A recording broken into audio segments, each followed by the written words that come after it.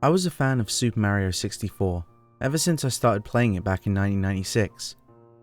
Was, mind you.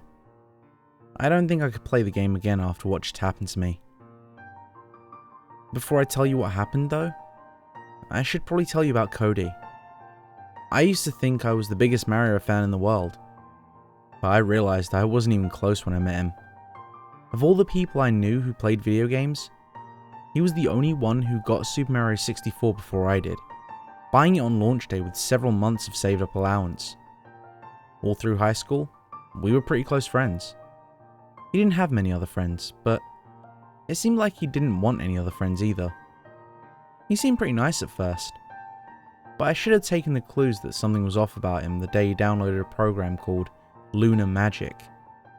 Lunar Magic is a program that allows the user to edit ROMs of Super Mario World. He became more and more withdrawn when he gained the ability to change one of his favourite games. Being withdrawn wasn't the strange part though. It was in his hacks that I started to see his mean streak. His hacks were much more difficult than the normal game. Not like Kaizo Mario World, but significantly harder. And when I tested them for him, he did seem to enjoy watching me fall for his cheap traps. And at the time, it was just a bit of harmless fun, and I didn't feel like spoiling his good time by telling him that he was starting to worry me. He also made some changes to the game that baffled me, and made no sense in terms of game design. Whenever I asked about them, he kept saying that they reflect how the Mario universe is supposed to really work. The way he talked about the Mushroom Kingdom like a real place struck me as odd. But I thought that was just normal behaviour for such a huge fan. After we got out of high school, we went into different majors and got out of touch, as people tend to do at this point in their life.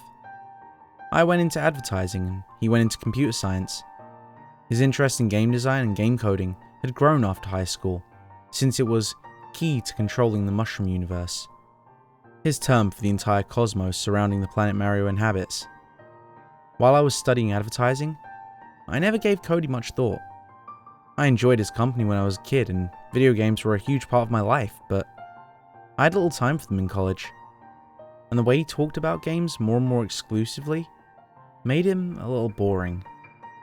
When I did play video games in college, I mostly played popular multiplayer games that allowed me to socialize, but would always dust off my Nintendo 64 when I was back home for the holidays and needed a nostalgia trip. It was my senior year, as I was getting close to my degree, that I got a phone call. I was pleasantly surprised to hear Cody, but before I could respond to his hello, he told me that I needed to come to his dorm and help with his latest project. Sure, I said. I'll test another one of your ROM hacks. No, not a hack, said Cody. Something much bigger. You need to see this for yourself. Unfortunately, I wasn't busy that night, and I thought I owed him a visit, now that he broke the long awkward silence. It was a short walk to Cody's residence hall. The whiteboard outside his dorm only had his name on it, meaning that he'd been living without a roommate this whole time. As soon as I knocked on the door, it swung open. And if Cody had always looked like the man standing in front of me at the time, I probably would have avoided him in high school. He looked like he hadn't washed or slept in days. His greasy skin, messy hair, and dark circles under the eyes. He seemed to have lost weight, but it looked more like the result of forgetting to eat than any healthy diet.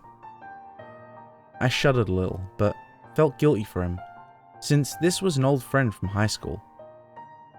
I hesitantly entered his dorm, and as soon as I was inside, he started going on about virtual reality. I was nervous because of how obsessed he sounded, and tried to lighten the mood with a joke about the Virtual Boy. As soon as I said that name, he became furious with me and started to rail about how much people misuse the word virtual.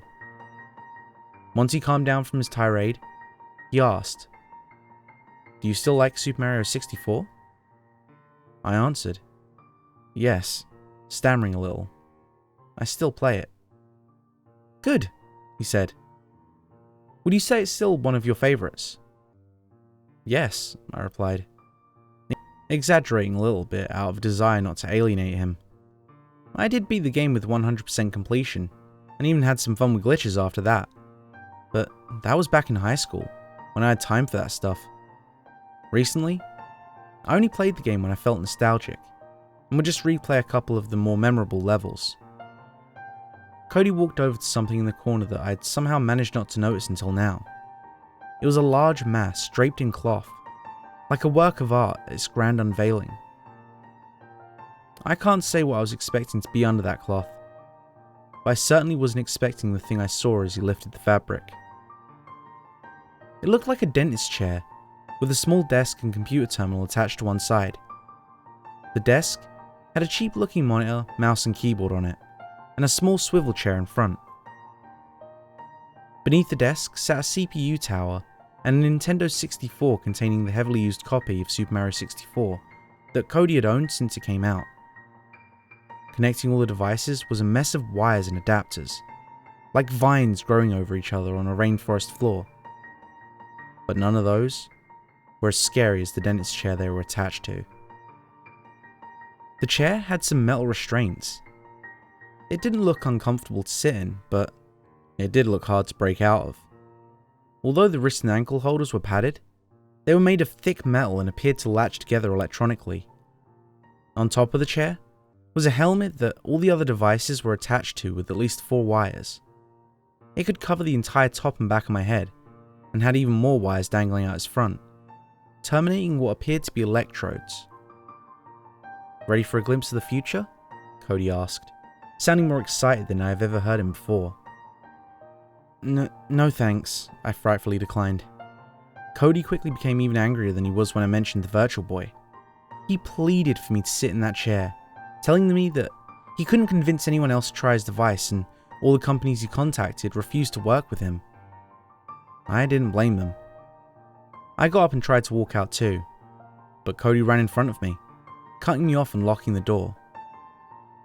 He pulled out a syringe, and I knew he wasn't going to let me refuse. I shoved him away from the door, desperate to escape. He may have been weak, but he was agile, and managed to inject me with something before I was out of the room. You may have seen how anesthetics work on TV, right? On Dexter, whenever the main character stabs someone with a syringe, they stop struggling and faint instantly.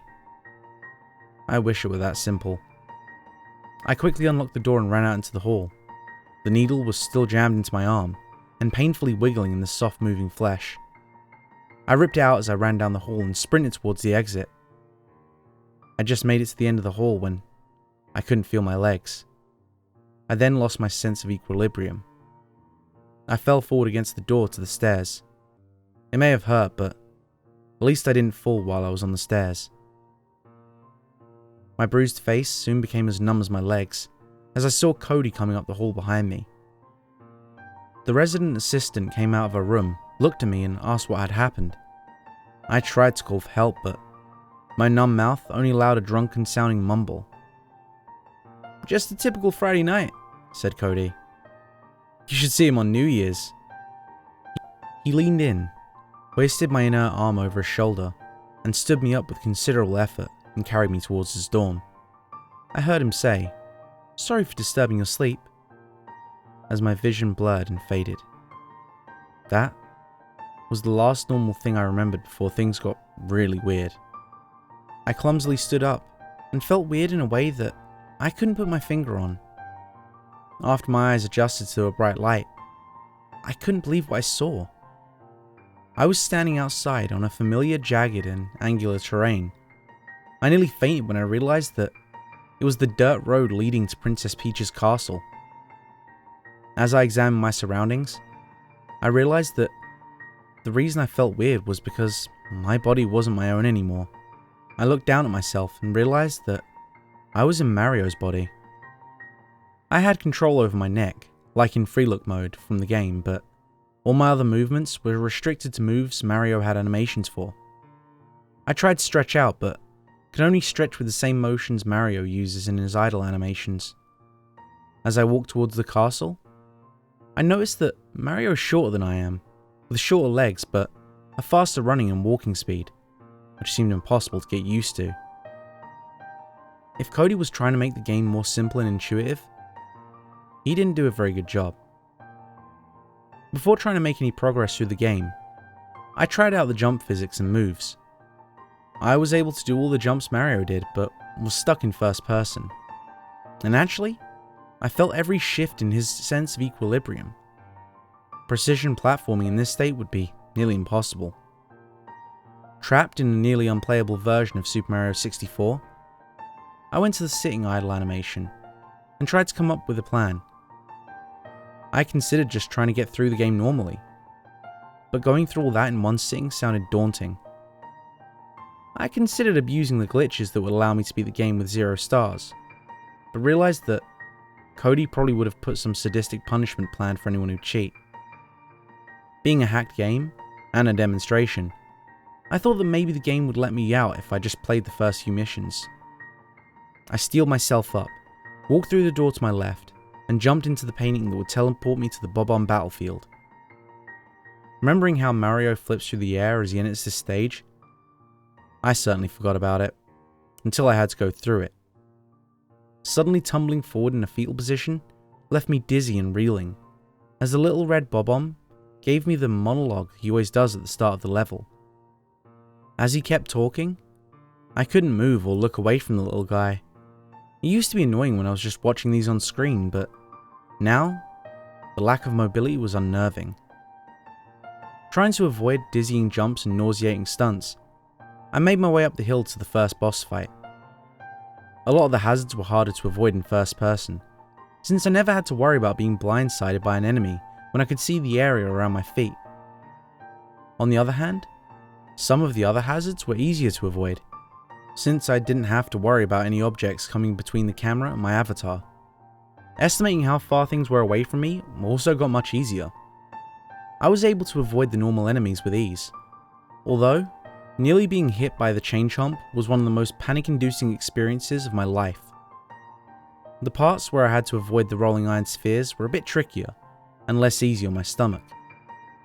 I had to jump over them, flying many times my own height into the air.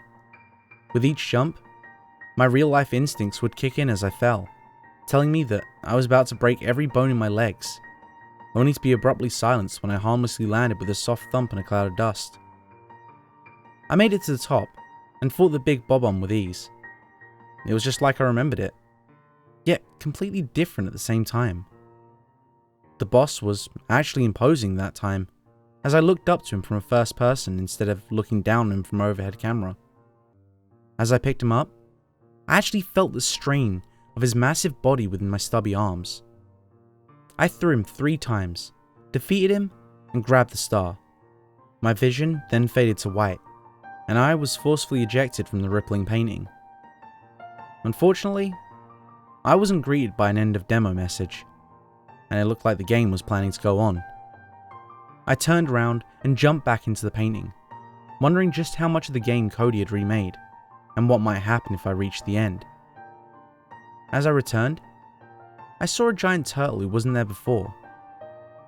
I suddenly remembered the second mission in Bob-omb Battlefield, the race with Koopa the Quick. I thought that this was going to be another easy challenge, since all I had to do was retrace the path I took last time, only at running pace. The race started out alright, but I realized something halfway in that made me lose focus and stop running. I didn't care about the race anymore when I realized that I was hungry. Since my real body was presumably sitting in Cody's chair, I realized that I had no means of actually getting food. Maybe this is just part of the game's design, I thought to myself, desperate for any explanation other than the most logical and most unpleasant one. Cody's always loved making the Mario games more realistic, whatever that meant, in a world that contained flying squids and talking mushrooms. Maybe he's just trying to give the game survival elements like DayZ or Minecraft. I walked to that circle of coins you can collect for a 1-up. I got the coins and grabbed the mushroom, but it did nothing for my hunger. In fact, it didn't seem to do anything at all. If I can't get food from a mushroom, then what the hell am I supposed to eat? I thought. Then I remembered that a lot of these games where you have to avoid starvation allow you to eat the corpses of defeated monsters. I ran back down to the dirt-floored area filled with enemies, and jumped on one of the Goombas. It disappeared and left a single coin behind, the way Goombas always did in this game. That was when I realized how hopeless my situation truly was. This is the end of the line, I thought to myself. I have no way of getting food. I can't possibly complete the game on one life while starving. If I had to die, I decided just to kill myself with one of the faster hazards in the environment. I decided to let the chain chomp hit me 3 times. As it charged into me, it was the worst pain I'd ever felt. I could feel the infinitely thin, metal blades of the creature's perfectly triangular teeth rip through my flesh from head to toe. The chain chomp's mouth was rapidly opening and closing as it always did, and I felt the agony of being shredded on those vicious blades with every close of its mouth. In the real world, I would have screamed until my throat was hoarse and my lungs were empty. But here, my new body only let out that little oomph sound that Mario makes when he's hurt. I was knocked to the ground, as I became temporarily invulnerable in typical Mario fashion. The chain chomp continued to bounce on top of me. I didn't expect to feel the enormous weight of it. Although I was invulnerable, I could feel the blunt force of it slamming down on me like a wrecking ball, while the pain of its bite still hadn't subsided. That was when something really strange happened. The force of the chain chomp hitting me was forcing me down, even though I was already lying on the ground. I looked to my right and saw the ground rising through where I could feel the ground on my back. And that's when I realized that I was beginning to fall through the ground. In spite of the pain, I forced myself to remain completely still. I was forced through the door and fell into a blue abyss, from which I could see the land above me disappearing into the distance. As I was starting to pass out, I closed my eyes and enjoyed the freefall. I never thought I would be glad to feel my body resting in Cody's chair, but after the last painful and disorienting experience, it was simply sublime. Once my eyes adjusted to the darkness, I saw Cody slumped over his computer terminal, his sleep deprivation having apparently caught up to him. By some stroke of luck, the restraints on the chair had been released as an error message flashed on his monitor. I tried to escape without waking him, but as I got out of the chair, I forgot about the electrodes coming out of the helmet. As I pulled my head out of the helmet, the electrodes all detached from my scalp with a loud, collective popping sound that caused Cody to stir. I gave up on stealth as I got up and rushed out of his room. He had just lifted his head from the desk trying to get his bearings, when he was probably blinded by the light as I flung open the door, running back into the hallway. Not looking back, I sprinted the whole way back to my dorm. I immediately started writing this, because people need to know about my experience, so nobody would repeat my mistakes and be subjected to Cody's device again. He followed me to my dorm and stood in front of my door for a while. Now, he's sitting on a bench outside my dorm, but right where I can see him from my window, and where he can spy on me. I may be safe inside this room, but I can't stay here forever. Cody's agile and clever, so it's only a matter of time before he finishes what he started. Aside from warning you, and hiding in this dorm like a victim of a medieval siege, I don't think there's anything I can do. How could I explain to the police that I was kidnapped and imprisoned in virtual reality? Though I doubt Cody could abduct me from a mental asylum, I personally prefer any other grim fate to being institutionalized. Thanks for sticking around to the end. And if you enjoyed today's story, make sure to leave a like. And if you want more like it, make sure to subscribe and ring the bell so you never miss a story. If you need more now, why not check out my Gamepasta playlist? I'll leave that on this card, and I'll catch you in the next story.